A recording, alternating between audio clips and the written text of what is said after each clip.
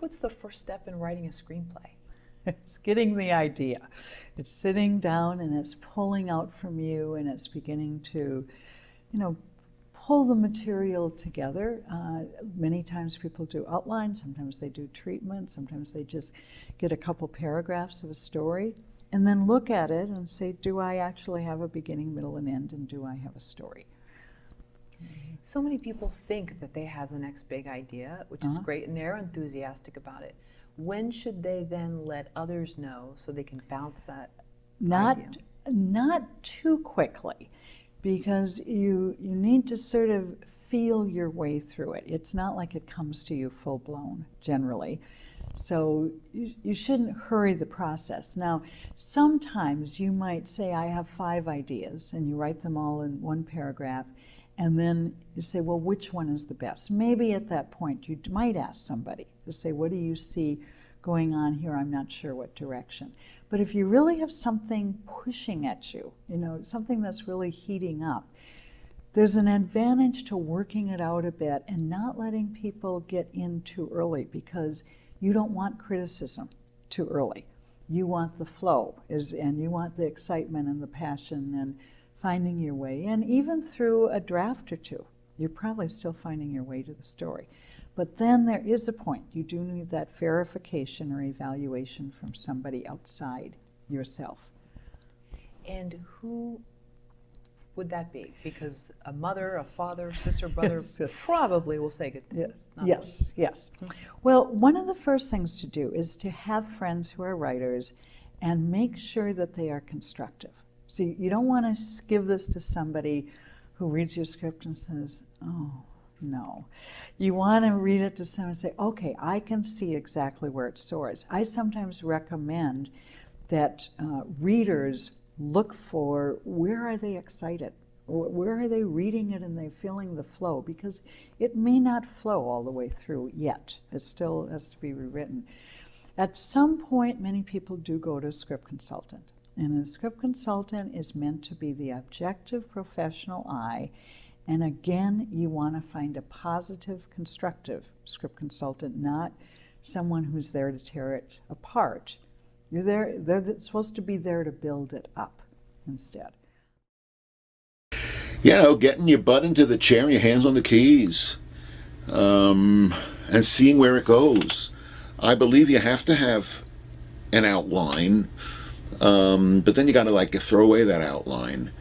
It will take paths that are surprises to the artist that created it. I've never known anybody who ever wrote anything that wasn't surprised by lines of dialogue that the characters seem to invent by themselves, and twists and turns in the story. I remember asking Neil Simon, do you laugh at your own jokes? And he said, sure I do, the first time I hear them. And I think that's fantastic that he actually hears them. It's as if somebody else is telling these jokes to him. And that's the experience, I think, of a lot of artists. It's not, I wrote I sold a Twilight Zone episode years and years ago about a muse. It's sort of a composer of commercial jingles and his muse that proposes, I'll spare you the story. If I told you the story, you'd think, hey, what a good story. But the thesis underneath it was the notion that muses don't desert their artists. It's really the other way around. You have to be available. It's never easy to get into, and you have to own that. You have to know that. I'm not sure that answers what's the first thing you do. Usually something occurs to you that seems kind of odd. Imagine if this happened or that happened. Remember when our first child was going to be born, we went to birth classes, birth preparation classes, which were held at Cedars Sinai, and everybody was supposed to bring a pillow. So suddenly outside, near Beverly Boulevard near San Vicente, whatever it is, it's like all of these couples, all of the women are quite pregnant, and everybody's carrying pillows. What's that about? Imagine, you're waiting, you drive past a bus stop and there's 60 people at the bus stop, and they all have accordions. I don't know. They all got accordions for some reason. What could that be, and how could that? You start to think about that, and also you don't think about it. You just sort of like let it simmer and cook, and maybe a notion will come to you, and that you start to play with it, and see how it unfolds. I know there are other people, including people you're talking to, I'm sure, who have much more precise steps. I reject that in my own work and in the work of the writers that I know. Again, I think that it's a function of surprise. A lot of art is, and the important thing for the artist is to stay open to those surprises rather than try to drag the narrative back to some previous intellectual preconception that you had. The very first script I ever wrote, and I never did sell it, I wrote it in class, like my own class, except it was Crosstown, with Irwin R. Blacker, legendary teacher of screenwriting, now long deceased, but he taught George and Milius and all of these people. I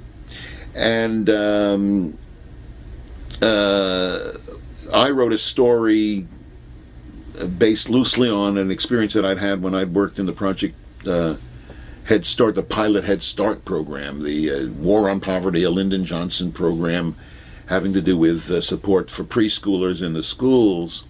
And there was one social worker who, a white guy, advantaged and privileged guy, but he kind of like would speak with a sort of a fake black accent, a streety kind of black jab, hey bro, what's going on? And he thought that that really impressed the black kids he was working with. He was not working with little kids in Head Start, he was working with adolescents in another program. And the establishment, the people who ran that program thought, boy, this guy really goes the extra mile. I thought he's an idiot. He's just patronizing and condescending. I'm a Jew. Imagine somebody trying to make points with me by speaking mit a Yiddish accent. No, Richard, was willst du? Like I would think, whoa, what a cool guy this is, talks the talk. Well, this guy got killed.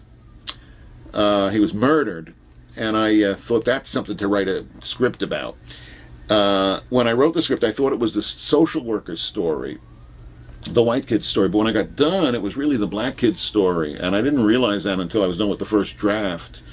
And the smartest thing I did was to leave it alone in that regard. That is to say, I rewrote it several times, but I let it become the black kid's story, which is a much more interesting story.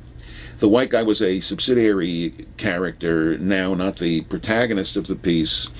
I never sold that script, but I did get I got top representation. I got assignments. I got on staff at Universal. A lot of writers don't get it, that when a script doesn't sell, that's not the end, it's just the beginning. There's all kinds of rewards that can flow from the script that doesn't sell. Also, a script that doesn't sell now might sell, down the line.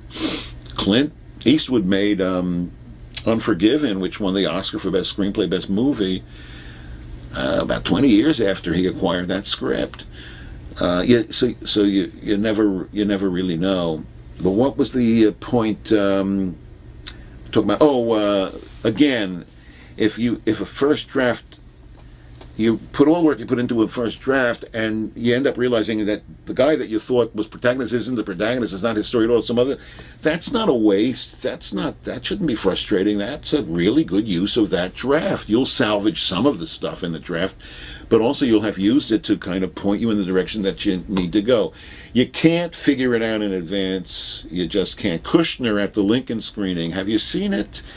Maybe you won't like it at all, but I think it's impossible not to be astonished by how engaging it is and important it is, in the best sense of important.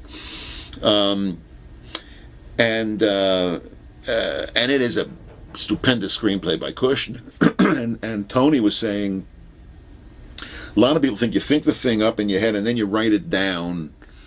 But he says the writing down of it is sort of the thinking of it, that there's a nexus between the pen or the keyboard, the hands on the keyboard, that kind of create it, and you just never know, and you have to live with that uncertainty. You have to sort of rejoice and celebrate and embrace that uncertainty instead of trying to eliminate the uncertainty. You look at the studios today, are what's less interesting than what they're doing now. They're doing prequels and sequels and items of franchises. what they're trying to do is minimize risk. They're trying to make it so that when an audience goes to see a movie, they get what they expected. But when I go to the movies, I don't want to see what I expected. I want my expectations to be exceeded. I want to be turned upside down. I want to be frightened. I want my life to be changed forever.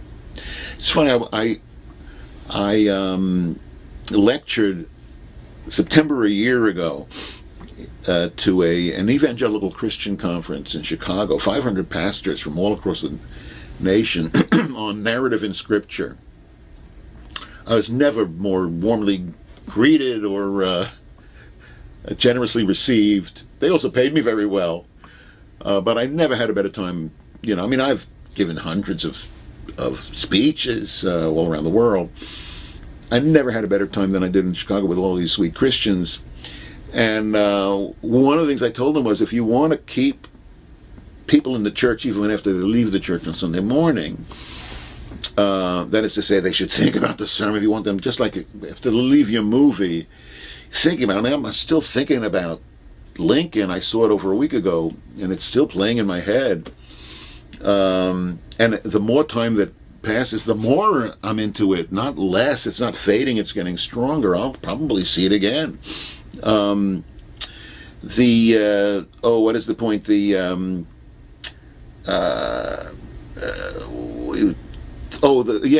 Christians. If you want people to stay in the movie, just like if you want them to stay in the church, what I told them was, you don't need to make people feel good, you just have to make them feel. Scare them half to death. Make them cry, Imagine, I remember walking out of a theater in Westwood, and the doors, I was walking down the street past the theater, and the doors opened and people started to scream out. It had just broken. And I saw somebody I knew, but there were a lot of people between us. And I sort of indicated, we waved, hey, hi, and then I pointed to the marquee and shrugged, meaning, so what'd you think? By this time he was able to get up to me, and he said, it's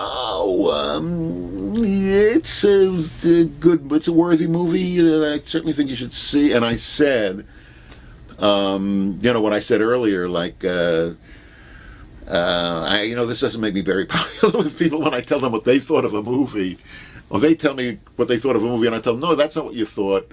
What you thought was such and such. I understand that that's pretty arrogant. But what can I tell you? I'm just reporting honestly on on my own reaction. And I said to this guy, you won't be surprised to know, I said, you know what, I hear you saying it's a worthy movie, but it seems like, my impression is you didn't like this movie. Now, I want you to imagine, instead of the picture breaking and people streaming on the TV, but they're all crying. Everyone in them is sobbing with tears streaming down their faces. Well, you wouldn't want to see that movie, would you? The hell you wouldn't. You'd immediately go to see that movie. You'd stop. You'd stand up your date, your next appointment, and you get in line to see that movie if it could affect people so strongly. In terms of people not going places, yes. Let's suppose someone's pitching a script. Yes. And let's say they're in their 30s. They have a literary agent. They know that they're talented. Yes. And they've written half a dozen scripts. They've won screenwriting contests. They've made the rounds.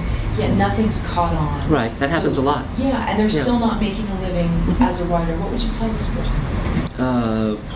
Become a brain surgeon. I mean, no, it's seriously that happens a lot. And then it becomes a question of how committed, well, first of all, what are you trying to accomplish, and how committed are you to accomplishing it? Because you have to be clear on if your goal is to get rich and famous, or if your goal is to do meaningful work. I personally, in my career and in my life, I favor the latter as an objective. Because if your goal is to get rich and famous, well, then what you need to do is find people who've gotten rich and famous and have them mentor you, because it's a recipe and you need to follow it. So that's one part of the answer. But the other part of the answer is, if your goal is to do meaningful work, then get a Canon 5D, learn Final Cut on a Mac, make the work. Go to science fiction conventions, meet science fiction actors. If you want to do science fiction movies, they're very accessible. Go to film festivals and meet actors who aren't science fiction actors. Meet actors, befriend them, get them to be in your project, but make the project for the lowest possible number that you can make it for while still having it be of quality. And So that's where you need to meet people who have the skill sets that you need. You have to have good sound, absolutely. You have to have a picture that looks good, you still get a good DP. But there's tons of those people. But on the other hand, if you want to play the studio game and sell to the studios and climb that ladder and make millions of dollars, the way you do that is you move to LA, you go to every event you can where someone you admire is speaking. You go to the Writers Guild events, you go to the events of the American Cinematheque and the DGA, you learn your craft, you get good at writing. You have people read your script and give you notes who are professional screenwriters, not screenwriting teachers.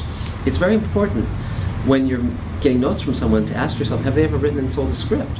If they haven't, then how are you going to learn what you need to learn to have a successful career if you're learning it from someone who's never done it? I mean, it's possible you can learn that, but it's much harder. So for instance, one thing I advise people, I mean, people can hire me to read scripts and give notes, that's fine, but they can also reach out. If you had 10 of your favorite screenwriters, you could write them care of the Writers Guild. You just put on the envelope, please forward. They'll forward letters, don't send a whole bunch at a time, but send one at a time. And you say to that writer, you send these one at a time. Let's say you choose 15 of your favorite screenwriters. And you say, I've written a screenplay, I'd like to pay you $1,000 to read it and give me notes.